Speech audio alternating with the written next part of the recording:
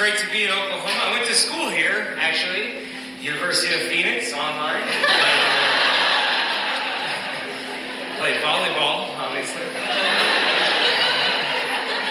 I live by a school, and I'm allowed to, and it's weird to live by a school, because I always see kids in the neighborhood walking home from school by themselves. It's always the loser kids with no friends. I was getting sentimental because that used to be me. I was when I go up to them like, hey, I'm you from the future. Go make some friends. This doesn't work out well for us, you know? Good morning. It's Sunday. Thank God it's Sunday, October the 15th, and this is The True Conservative. Welcome to all the butchers, bakers, and candlestick makers out there. I'm Ron, your host, and the only true conservative in the United States today. So today, after the Serenity Prayer and the patriotic song of the day, we will have Father Morgan and bishop-barron and musical interludes by One Voice Children's Choir. All that and more when I get back.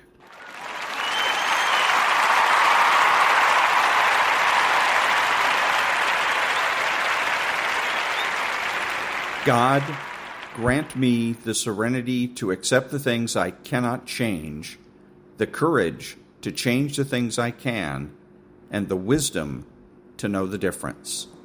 Amen.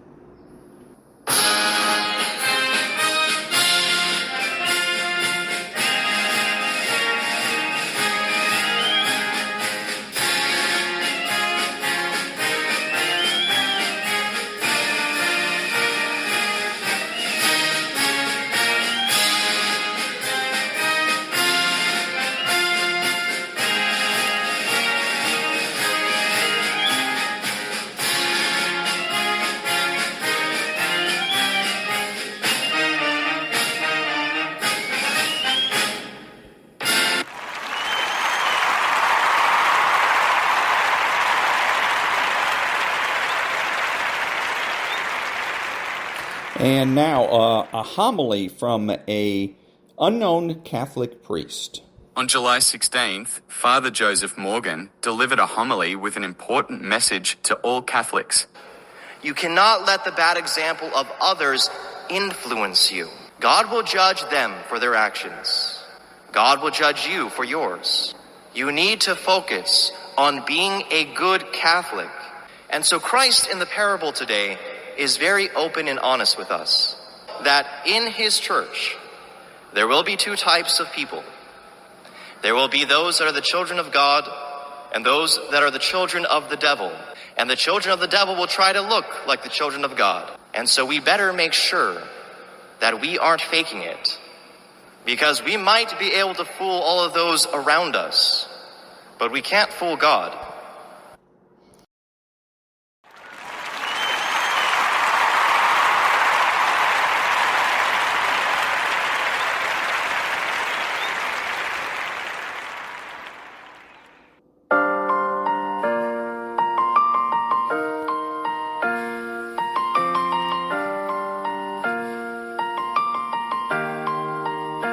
It's been a long day without you, my friend, and I'll tell you all about it when I see you again. We've come a long way from where we began.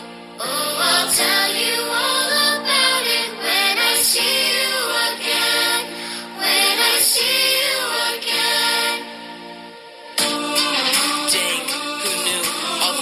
We flew, good things we've been through, to all be standing right here talking to you about another path. I know we love to hit the road and laugh, but something told me that it wouldn't last. Had to switch up, look at things different, see the bigger picture. Those were the days, hard work forever pays. Now I see you in a better place. See you in a better place. How could we not talk about family when family's all that we got? Everything I went through, you were standing there by my side, and now you're gonna be with me for the last ride. It's been a long day without you, my friend, and I'll tell you all about it when I see you again. We've come a long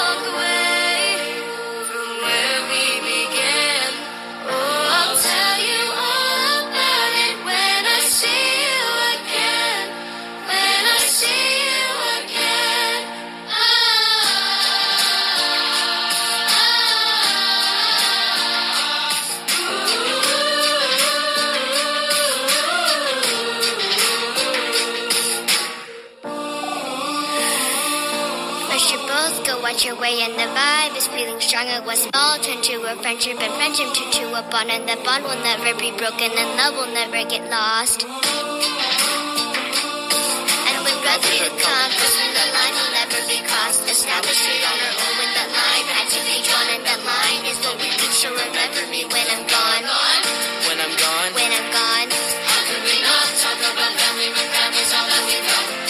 Everything I went through, you were standing there by my side, and now you're gonna be with me for the last time. Let the light guide your way.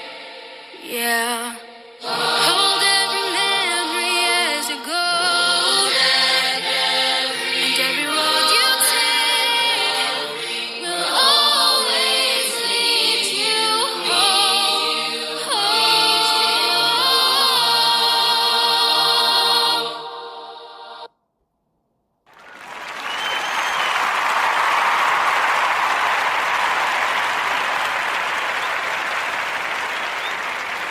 Thank you. And now, Bishop Robert Barron.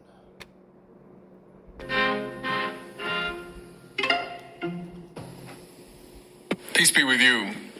Friends, what is it about mountains that's just so compelling to us? Now, maybe it's because I'm from Chicago where everything is flat, but whenever I've seen mountains, I'm just drawn to them.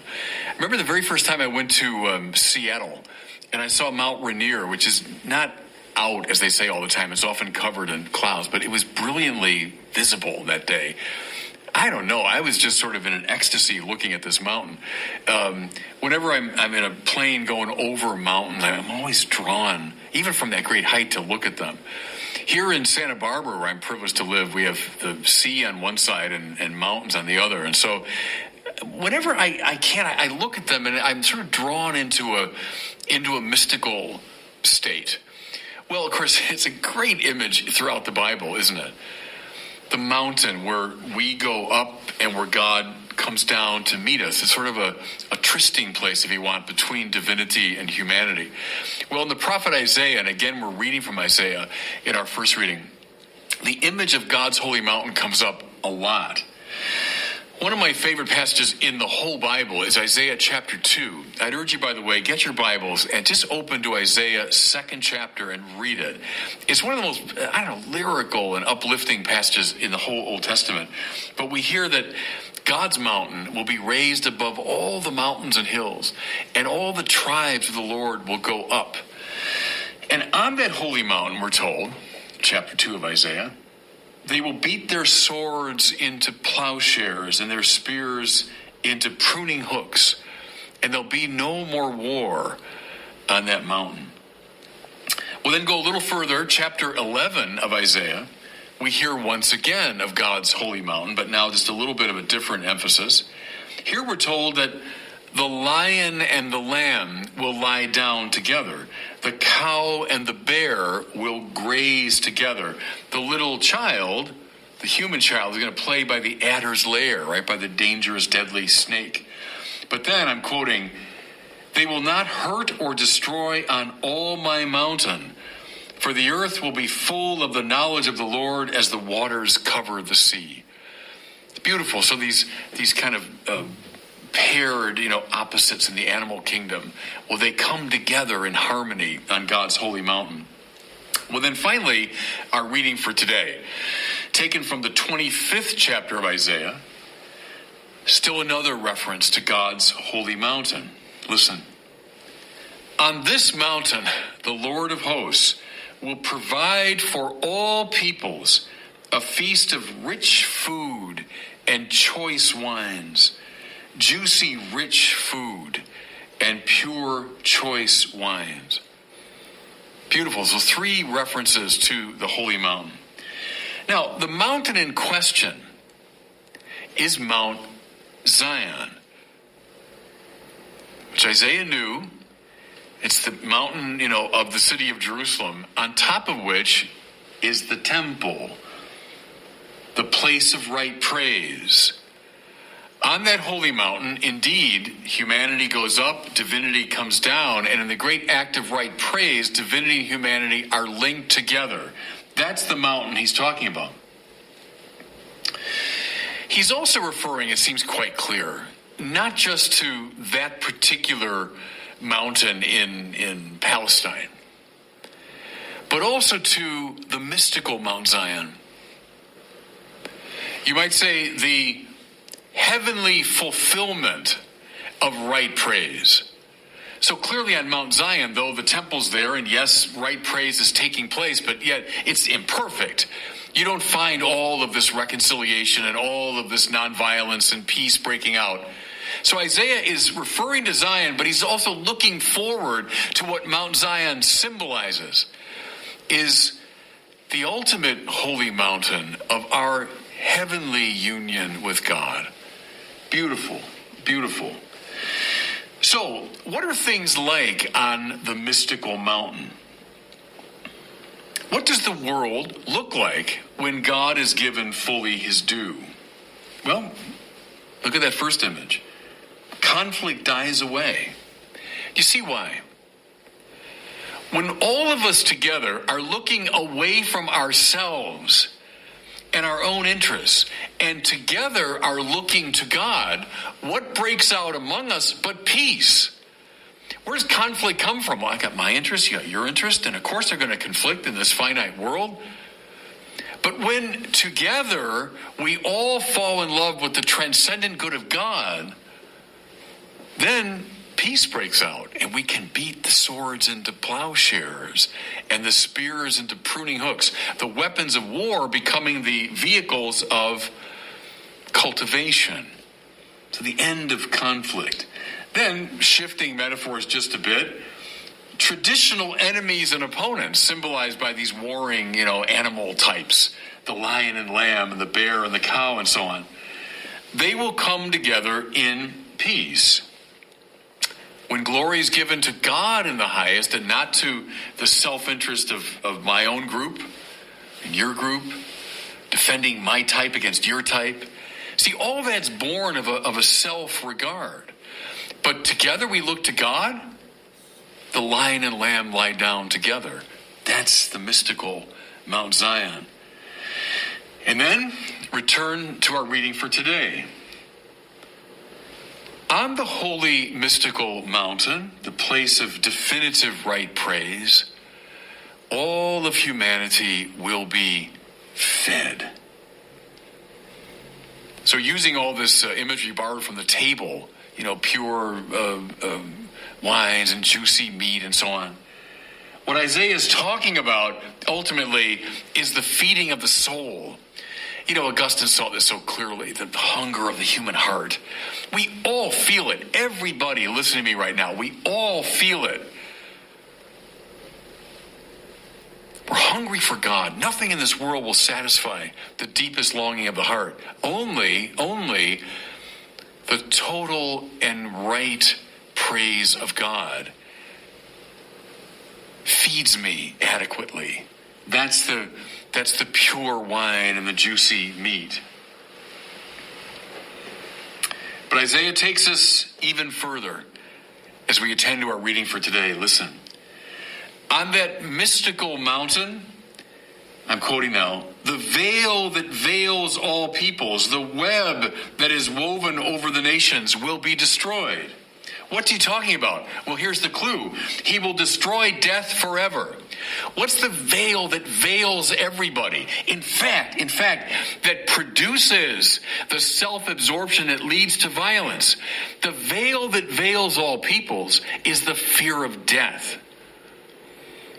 How beautiful now in this heavenly place, the mystical, elevated Mount Zion, the place of perfect praise, the fear of death will be removed.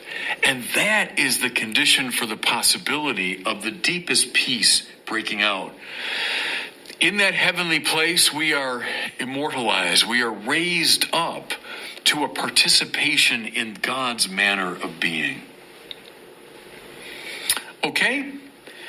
We've looked at Mount Zion, Jerusalem, the Jerusalem that Isaiah knew, the place where indeed every year at Passover the tribes would go up, the place indeed where they attempted to give God the best praise they could.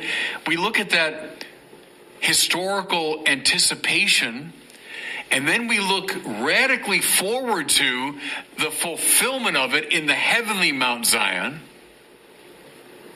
Can I suggest, though, there's a kind of middle mountain that looks back, indeed, to ancient Israel and ancient Jerusalem, that also looks forward to the fulfillment on the mystical mountain.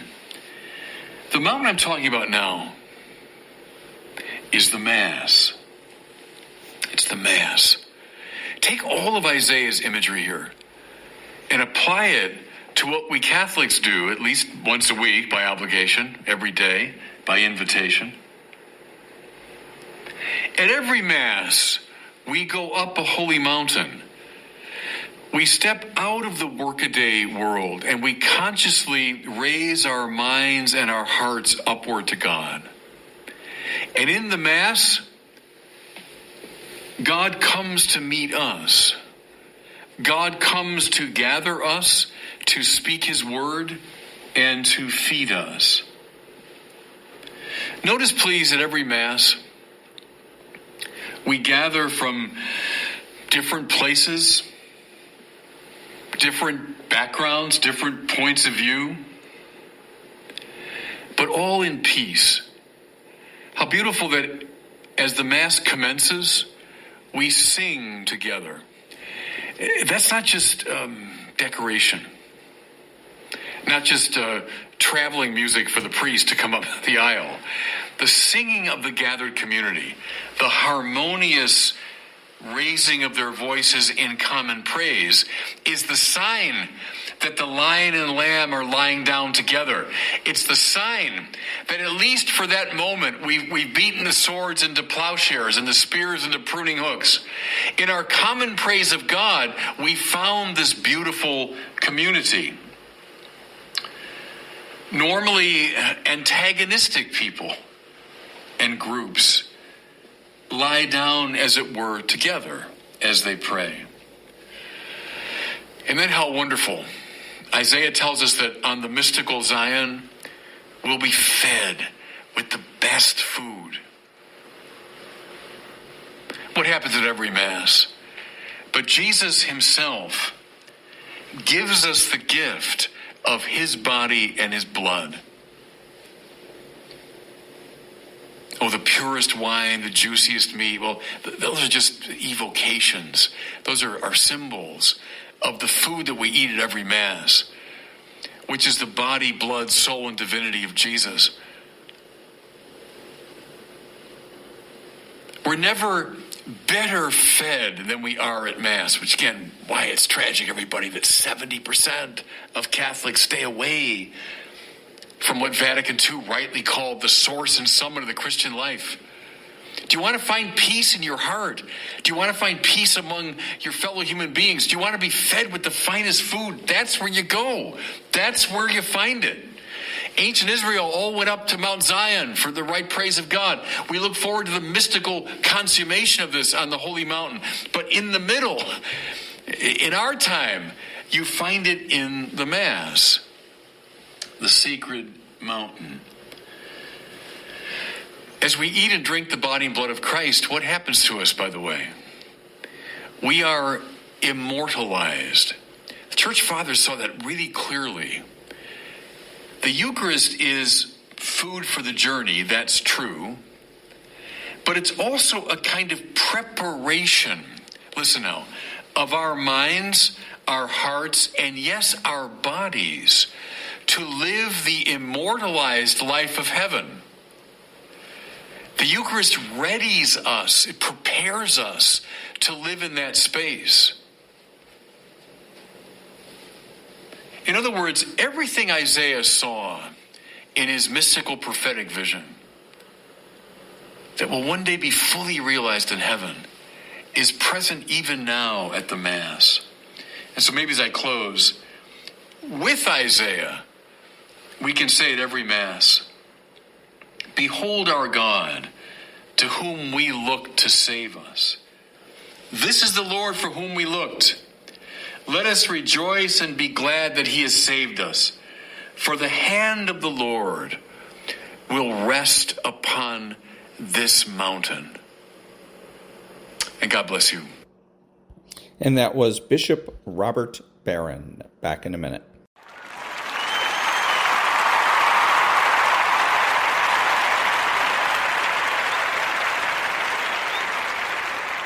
Of the program with the discussion as it has unfolded. Thank the Lord, Rush Limbaugh's on by the Rush Hawkins Singers is exactly what's called for.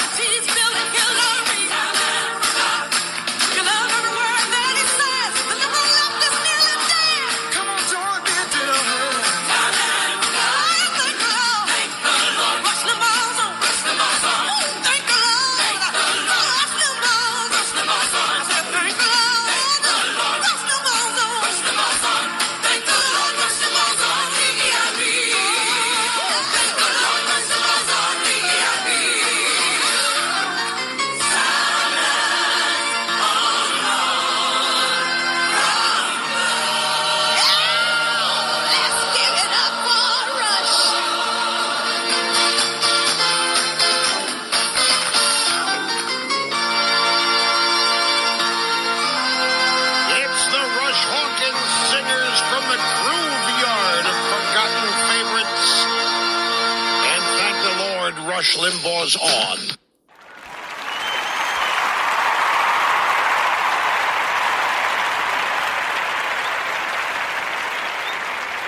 Thank you. This is Ron, your host, the only true conservative in the United States. Today, bidding adios to all the butchers, bakers, and candlestick makers out there, and reminding you to be honest, smart, and beautiful, and remember that the left has no authority, no power, and they can't win.